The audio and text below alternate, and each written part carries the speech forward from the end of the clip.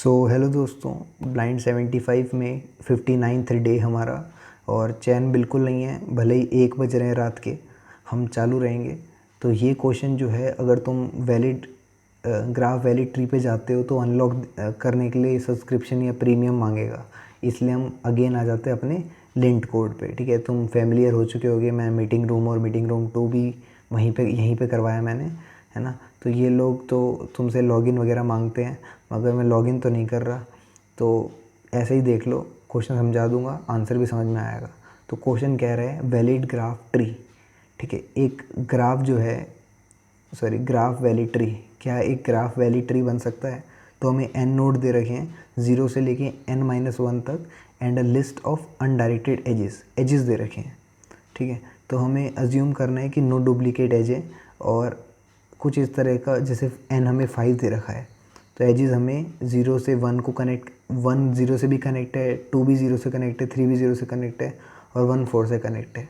ठीक है, इसका आउटपुट ट्रू कैसे आ रहा है एक बार एक कॉपी पे समझते हैं, फिर आते हैं कोड करेंगे। चलो, इसमें बहुत सारी चीज़ें बतानी है, इसलिए मैंने पहले ही लिख दिया है ना, कि हमें पहले दे रखा है कि ग्राफ वैलिड ट्री, और हमें बताना है ग्राफ जो है वो इनिशियली बता रखा है हमें कि यूनिडायरेक्शनल। और सेकंड थिंग इज़ हमें बताने की क्या ये ट्री है। हाँ, तो हाँ ये ट्री बन सकता है, मगर ऐसी चीज़ें ट्री नहीं बन सकती। तो ट्री की कुछ कंडीशन होती हैं जो कि हम कह सकते हैं कि लूप नहीं होना चाहिए, जैसे ये लूप हो रखा है, और कनेक्टेड होनी चाहिए वो। ठीक है, एक दूसरे से कनेक्टेड इन द सेंस, देखो जैसे ये 2 कनेक्टेड हैं, तीसरी वाली नहीं है, है ना। तो हमें जिस तरह से इनपुट दे रखा है वो ऐसे है कि 1 0 से कनेक्ट है, 2 भी 0 से कनेक्ट है। तो फाइनली अगर हम ऐसे करके बनाएं इसको, ठीक है, 0 से 3 भी कनेक्ट था, आगे अगर देखोगे है ना क्वेश्चन में, तो इस तरह से कुछ बन जाएगा। तो क्या ये हमारे एक ट्री है? क्या ये ग्राफ हमारा ट्री है? तो हाँ है। और इसका कैसे पता चलेगा? फर्स्ट ऑफ ऑल हमें कंडीशन देखनी है कोडिंग के दौरान कि एम्प्टी ग्राफ भी एक ट्री होगा, जाहिर सी बात है ना। एक एक केस ले लिया कि एम्प्टी भी होगा तो वो ट्री ही रहेगा। ठीक है, कुछ भी ना हो तो। तब इसको देखो, हम वैसे क्या करते हैं 0 1 2 3, तो हम क्या कर रहे हैं BFS कर रहे हैं। स्टैंडर्ड ग्राफ ट्रैवर्सल में क्या होता है BFS होता है, मगर यहाँ पे हम करने वाले हैं DFS। ठीक है, अब क्या DFS करेंगे? DFS से इसका पता लगाएंगे कि क्या ये ग्राफ जो है ये वैलिड ट्री है या नहीं। ठीक है, देखो इनिशियली हमें नंबर ऑफ़ इनपुट नोड जो है वो बता रखे हैं नंबर ऑफ़ विजिटेड नोड के बराबर होने चाहिए। अगर ऐसा है तभी बात बनेगी। तो 0 1 2 3 4, दैट इज़ सारे के सारे कितने हो गए 1 2 3 4 5। तो 5 है, विजिटेड भी 5 है, तभी बात बनेगी। इसका क्या सेंस है, इसको थोड़ा आगे बताता हूँ। पहले ये देख लो, नो साइकिल नो लूप का कॉन्सेप्ट होना चाहिए। ठीक है, मतलब ऐसा नहीं है कि बीच में लूप आ जाए। अब मैं विजिटेड का क्या केस बता रहा था, जैसे ये है। अब मैंने यहाँ पे बताया कि 5 इक्वल टू विजिटेड है। इसका मतलब क्या है कि हमारे पास 1 2 3 4 5 नोड है और 5 ही विजिटेड है ना। तो हमने विजिट का एक सेट बना दिया। और कैसे पता लगाएंगे हम, इसको ध्यान से समझना, मैं यहीं समझा देता हूँ कि हम इनिशियली 0 पे हैं। DFS के थ्रू हम कैसे 1 की ओर जाएंगे। ठीक है, 1 की ओर गए, है ना। अब इसके 1 के आगे गए 4 की ओर। अब जब तुम 4 के नीचे देखोगे तो कुछ नहीं मिलेगा। अब जब पीछे जाओगे तो तुम ऐसे समझ पा रहे हो कि जैसे अगर हम 0 से 1 की तरफ गए, मगर जब बैक को जाएंगे तो इसको लगेगा कि ये तो लूप डिटेक्ट हो गया। ठीक है, यहाँ तो लूपिंग हो गई, तो नो लूप का चक्कर था, है ना। तो ये तो वैलिड ट्री हो नहीं पाएगा। मगर ऐसा है क्या? नहीं। तो हमें इस चीज़ का ध्यान रखना है कि पीछे वाला जो है उसको कंसीडर नहीं करना है, यानी जिस पाथ से हम पहले अभी अभी आए हैं उसको कंसीडर नहीं करना है। तो इसलिए मैंने यहाँ पे प्रीवियस इक्वल टू 1 का केस लिया, -1 का केस, मतलब इनिशियली हम -1 मान लेंगे, फिर प्रीवियस इक्वल टू 0 हो जाएगा। ठीक है, जब हम यहाँ पे आएंगे तो ठीक है। अब यहाँ से नीचे आए 1 पे।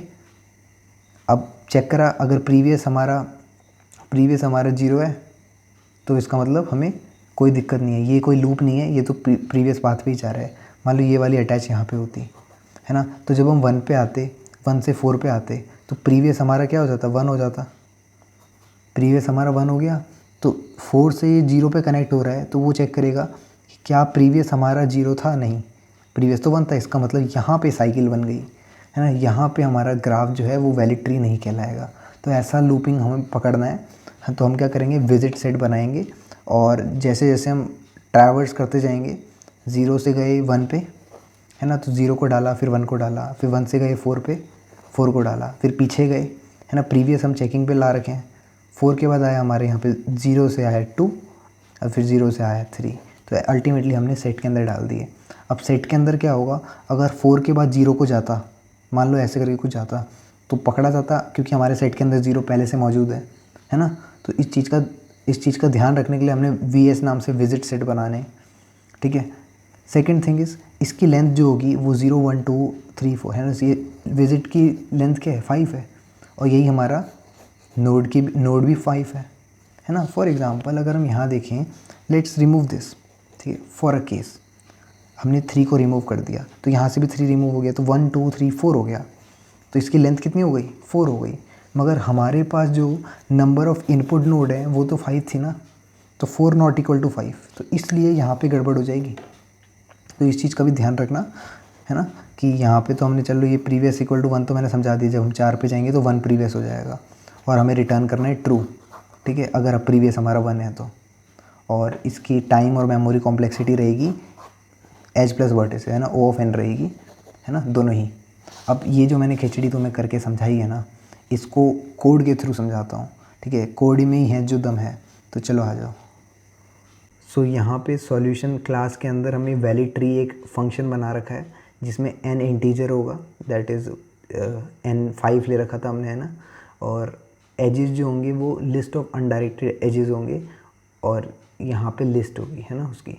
तो अब फॉर नॉट इन n, अभी मैंने तुम्हें बताया कि अगर हमारे पास केस ऐसा है कि हमारे पास है ही नहीं n, तो फिर रिटर्न ट्रू कर देंगे, क्योंकि नहीं भी होगा तब भी हमारा ट्री कहलाएगा, ठीक है।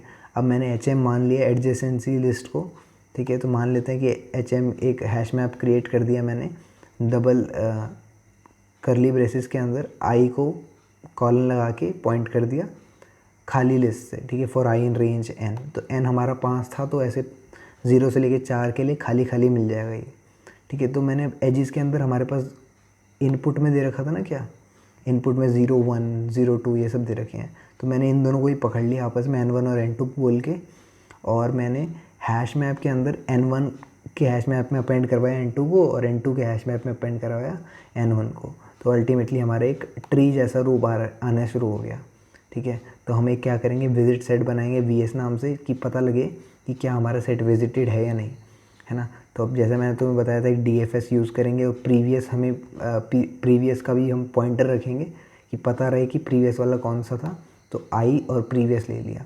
तो अगर हमारा I मिल जाता है विजिटेड सेट में, ठीक है, जैसे मैंने तुम्हें अभी दिखाया था कि 0 अगर 4 पॉइंट कर रहा है 0 को, इसका मतलब साइकिल लूप बन रहा है ना।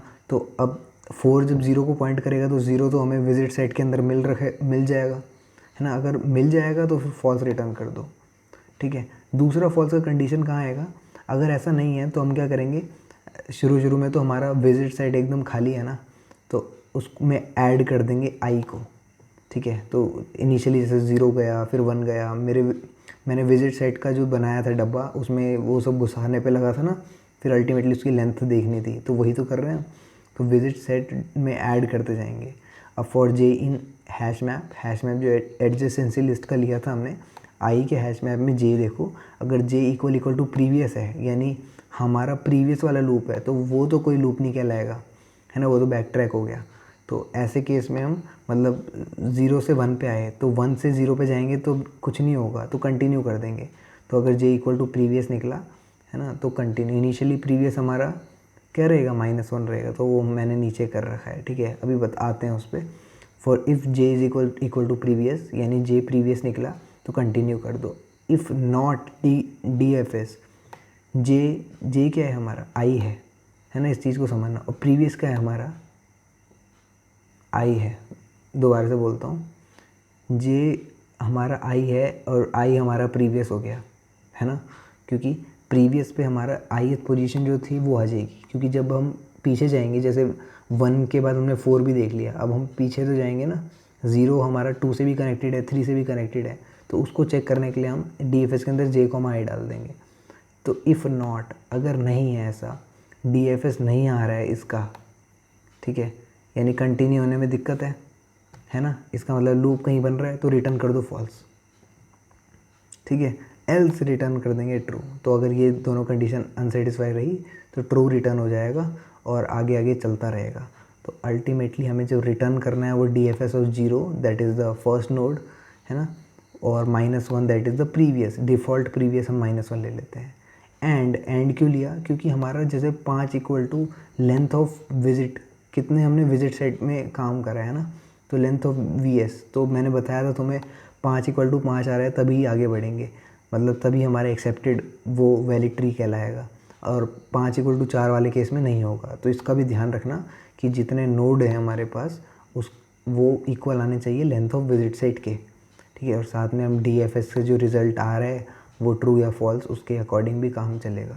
इसका लिंक तो मैं डिस्क्रिप्शन में दे रखा है, थोड़ा सा एक बार एक्सप्लेनेशन दोबारा समझ लेना अगर कोई विजुलाइज़ करने में दिक्कत हो रही है, वरना ये सफिशिएंट है, ठीक है। तो आज हमने ग्राफ वैलिड ट्री देखा, मीडियम टाइप क्वेश्चन था, और O of N, O of E plus V, time और मेमोरी कॉम्प्लेक्सिटी।